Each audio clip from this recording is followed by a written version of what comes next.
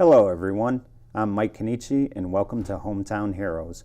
This is part 2 of our segment with the legendary Bill Pucci. And Bill, I want to thank you again for coming on. Now Bill, in your 50 years of covering high school sports, I am sure there's got to be a lot of games you saw that were just games to remember. You care to tell us a couple games about them? Well, one game was 1959 when I was on the team. Okay. And I'm not going to talk about this to self-promote me.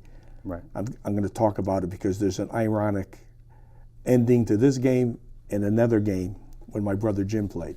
In 1959, we beat Ansonia 14-12 in the driving rainstorm.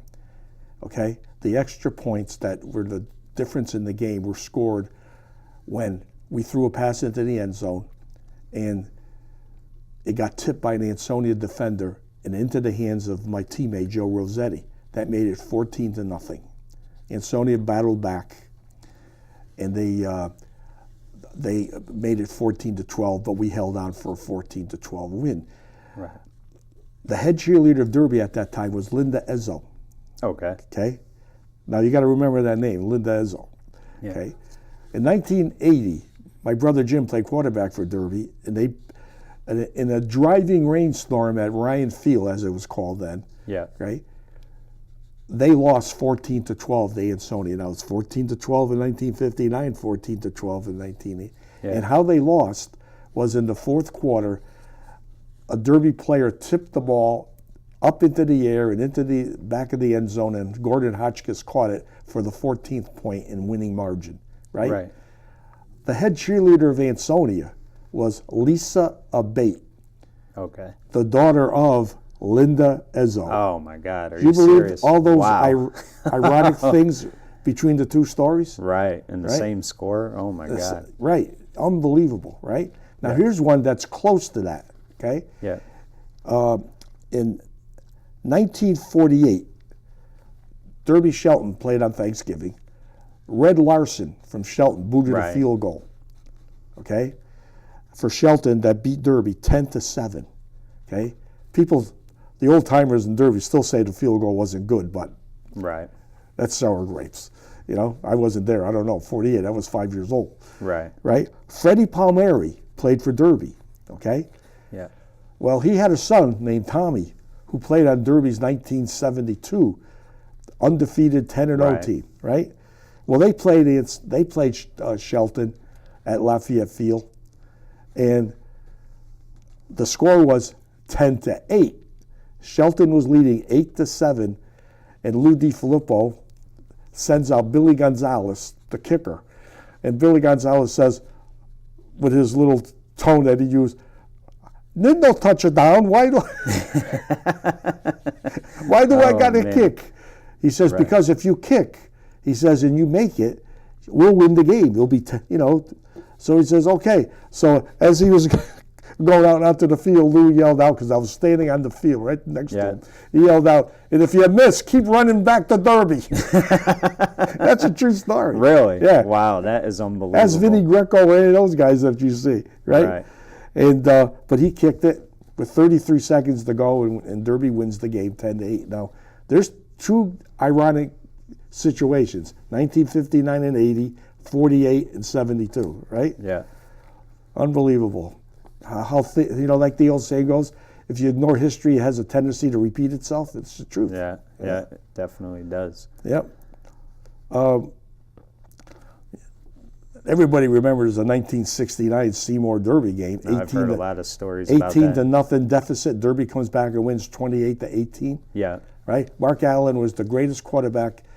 I think, my personal opinion, he was the best quarterback to ever come out of the Valley. High school quarterback. Right. But he never beat Derby. Really? Yeah, never. That's unbelievable. 3 years as a starter. Some say that 69 team was the greatest Derby team ever. Well, I honestly believe so too, because they were the kind of team that didn't know how to lose. Right. Okay? They would wear you down. They had a big line. They had good runners. They had Fran Bunny Basic was the quarterback. Do you know Fran Bunny Basic, whether it was a freshman quarterback, JV quarterback, or 2 years as a varsity, never lost the game? Wow. Not very many people know that. That's a heck of an accomplishment. I know. It is not easy to. I know. Here's a game that Ansonia fans don't want to hear about. 1940. Yeah. Butch King kicks a field goal. Okay? Puts Ansonia out in front, 3-0. Okay? Yeah. Way down in the, middle or late fourth quarter, Nick Frascino blocks a punt that Ansonia was punting, and Nick Frascino blocks it. Jack Lundy corrals it and gets into the end zone, and Derby wins 7-3. Oh, wow. Right. Yeah. They say, the old timers told me, okay, that you could hear the roar of the crowd from the center of Derby. Because Really? Derby was... That was a good team, right? The 1940 team? Yeah, they were undefeated. Right. But Ansonia was favorite. Yeah. But Ansonia, they got beat 7-3, right? Here's another great, this is an Ansonia game that the Ansonia fans will love. I saw this in person. I thought it was one of the best playoff games I ever saw. A sophomore quarterback by the name of Kevin Sharkey, Yes. okay? He threw a pass to Dave D'Onofrio with less than a minute to go against New London. New London was highly favored, and they beat New London 17-13.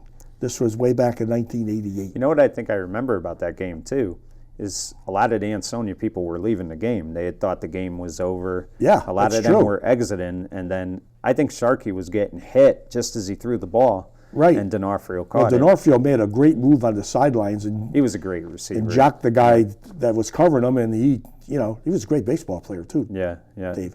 And probably one of the best Ansonia Naugatuck games was the overtime game at Jarvis Stadium, where Ansonia won 7-0. It was Jason Zubina. He tackled Joey Edmonds in the backfield on 4th down and saved the game. Right. Remember that? Yeah. I didn't see the game, but it was on cable, so Right. I I did think that see was the game. 94, maybe. Somewhere 1995. around 95. Yeah, right. Yeah. Right. I guess that's the top, some of the top games that I saw or heard about. Now, let me ask you this. You've seen so many players over the years. Give me some. It doesn't just have to be Derby. Give me some of the best quarterbacks you saw at the high school level, especially in the Valley, over the years you've covered sports. Well, starting from when I began writing, Tony Passander. Right. He went to the Citadel, full ride. Then he got drafted by the Canadian Football League and the Dallas Cowboys, but he got a better Right. deal with the Canadian Football League. He was a terrific quarterback, and Mikey Carroll was good from Derby. Yeah. Like I said, Mark Allen from 67, 8, and 9. Yes. He was, I think, the best to come out of here. Sandy Olszewski Right. for Ansonia. Oh, yeah. He was one of the best. One of the best, too. Ansonia had a bunch of them. They had Olszewski, and Joe Potter, and Joe Shea, and Yeah. Seymour had I shouldn't even bring it up because I can't remember his name. But I think his name was Rob Moore. Was he a quarterback? I can't remember. Yeah, I'm not sure. But Rob Yeah. Moore was a terrific athlete up there, Right. right? Let's see. Donnie Sheehy from Shelton was a good quarterback. Or Yeah. Dan Orlowski, Oh, of course. Yeah. can't forget him. No. There were so many. Like I said, the mind doesn't calculate as quick as it used to. Right, right. Now, I am, we talked about the show you do with Rich Marazzi, all the coverage you've done with high school sports. I'm sure you've had to have interviewed pro athletes as well as, local athletes. Any, particular interviews that stand out to you? Yeah, Lime Katzman used to send me to all of the sports nights that they held in the Valley. Right. A couple of them were held at Walsall Park, St. Joseph Sports Night, and the Holy Rosary Sports Night. And then there was Father Keating's St. Jude's Sports Night. He held it right in the church hall, right? Right. Well, when I went to St. Joseph Sports Night this one time, They had Mean Joe Green. Really? Yeah. Roman Gabriel. Oh, wow. Then they had the backup quarterback from the Giants, Gary Wood, Okay. who at the cocktail party prior to the banquet was talking with my wife and was introducing everybody as his fiance. It was a joke, but Right. this is what he was doing. Yeah. Right? So I went over and I says, "We having a problem here, Michelle?" Meaning my wife, right? Yeah. Because not to brag about her, but when she was young, I called her the babe magnet because all the guys always wanted to talk with her. You know? Right. Not that she ever did anything to induce them, you know? No, Right. she didn't. It's just that she was very attractive and guys liked her personality, I guess, and something, you know? Right. So what happened is, I said to her at the cocktail, anything going on here? So she says, "This is my husband," he says to Gary Wood, you know. He says, oh. He goes, "Oh, you have a very nice wife." Then he walks away. He didn't want to discuss. Right. That's what she told me, though. She goes, "He's introducing me as his fiance." Wow, that's a funny story. Then, let's see. I interviewed Roy White from the Yankees, Phil Rizzuto, Oh, wow, that had to be amazing. at St. Jude's, Yeah. when he was at St. Jude's. You know, Mercury Morris, Okay. when the year the Dolphins went undefeated, Yeah. they won the Super Bowl. Well, when he got up to give his speech, somebody yelled out from the audience, heckling him, and said, "You guys are lucky, Morris," right? So he followed up with, "Luck is when preparation meets opportunity." That's a good line. That's Yeah, a it good is. comeback. Yeah, I used that in my columns a lot. I did when I did right. Right. Yeah. Must have been a thrill for you to interview Rizzuto, though. Oh, huh? he was a character. Oh, yeah. And my wife loved Roy White. So when I introduced her to Roy White, Right. because my wife came to all the banquets. Lime Katzman got me tickets, got 2 tickets to every banquet for me. Right. One of the former Yankee players, he did a lot of announcing over the years before he passed away. Always seemed like a gentleman and a nice guy, was Bobby Mercer. Oh, yeah. Did you ever have the pleasure of interviewing Bobby? No, I never met him. No. But Rich Marazzi gave me press credentials to go down to the stadium with him. And I sat in the dugout, and one of the nicest guys to talk to was Don Zimmer. I could believe that. Yeah. He seemed very humble. Right. You know, He he was Joe- around the game Joe forever. Torre was really good, too. Right. Joe Torre never. I told Rich Marazzi this on the way home. I could not believe all of these big shot sports writers that come to the press conference after each game, and they're asking Joe Torre these ridiculous questions.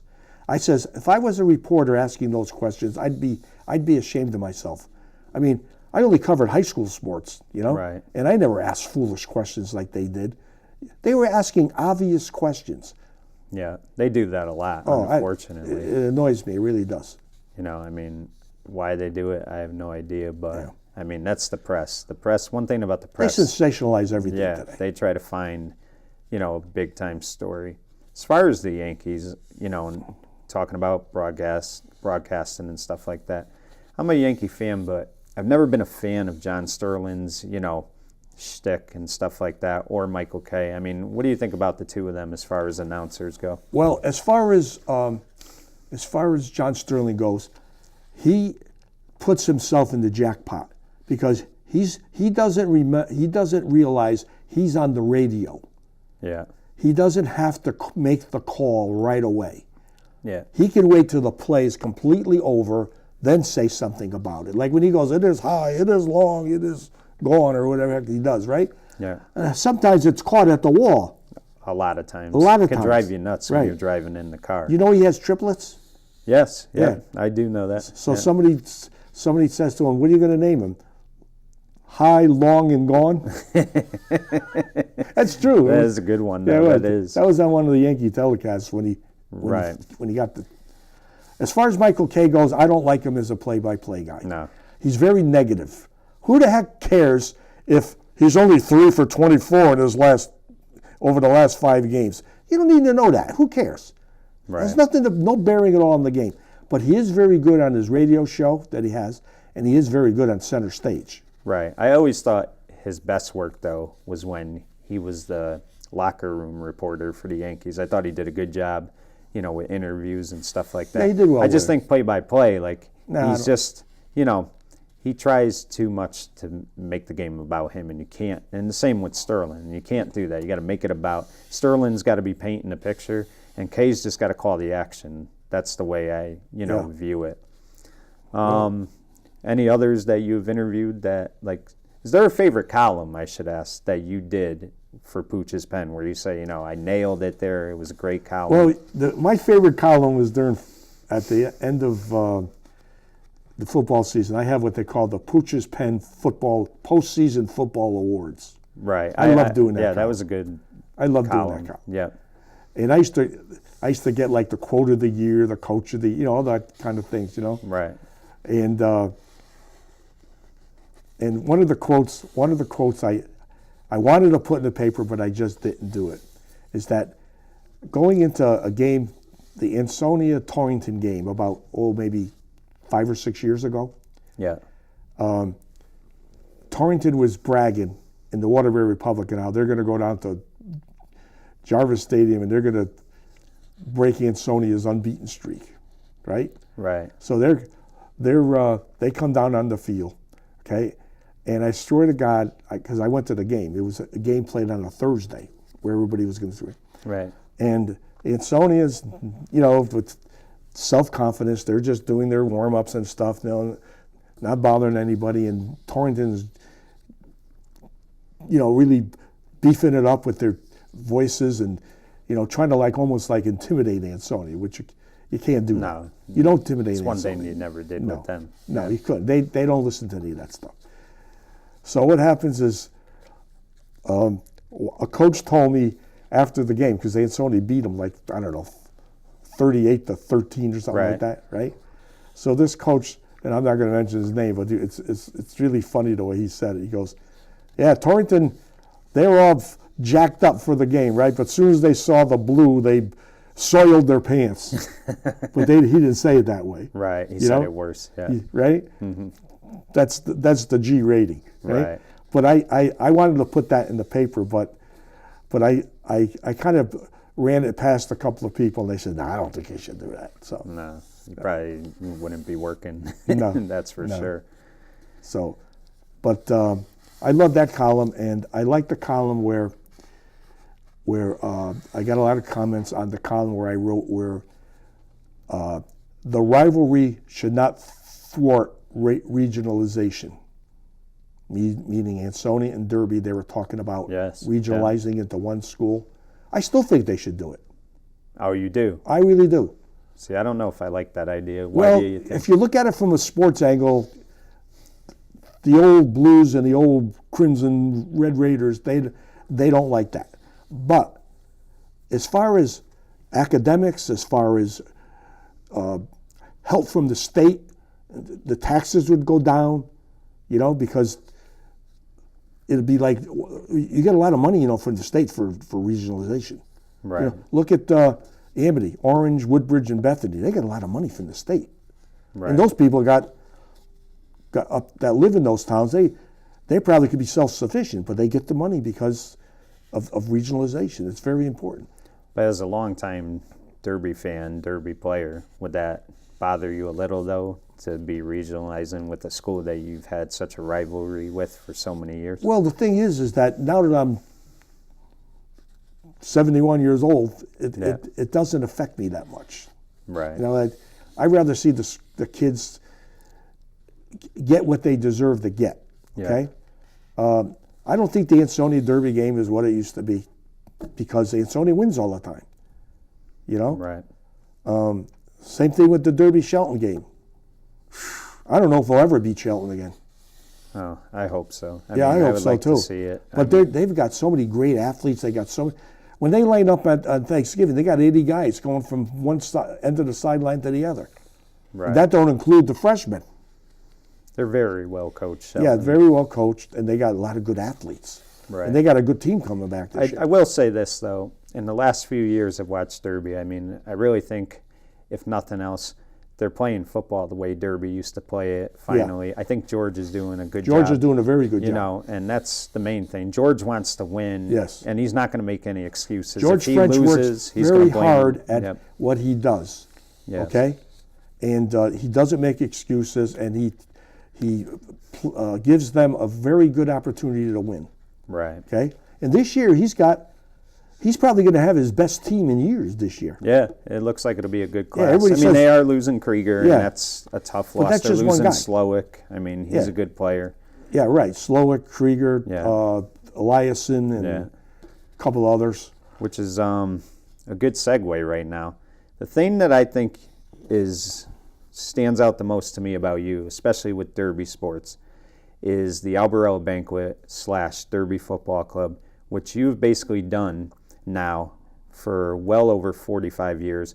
Not to mention, you were also a recipient of that Albarella trophy, I think in 1961. Number one, discuss that a little bit. What was it like at that banquet that day for you to win the highest honor a Derby football player could win?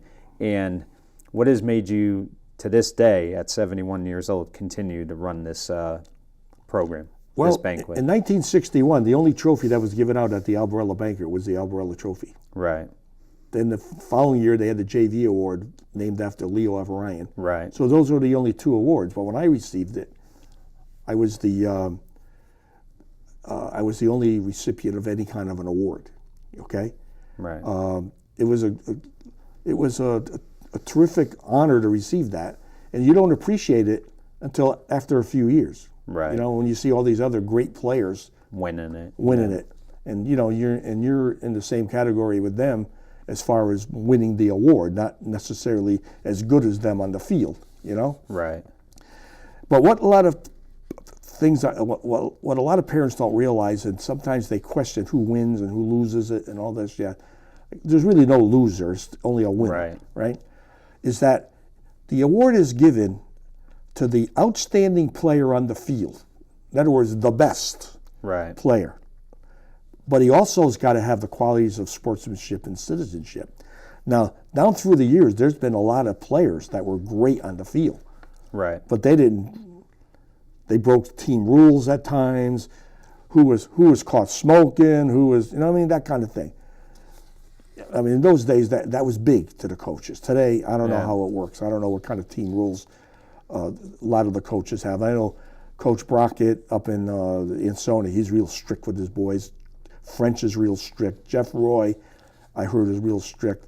And Tommy Lennon and Joe Stockmole up in Seymour and Oxford, I hear they're very strict too. So right, team rules must mean a lot to all these guys. Okay. right, So that's it in a nutshell. Now, when I received it, they asked me if I wanted to become a member of the committee because they were looking for young blood.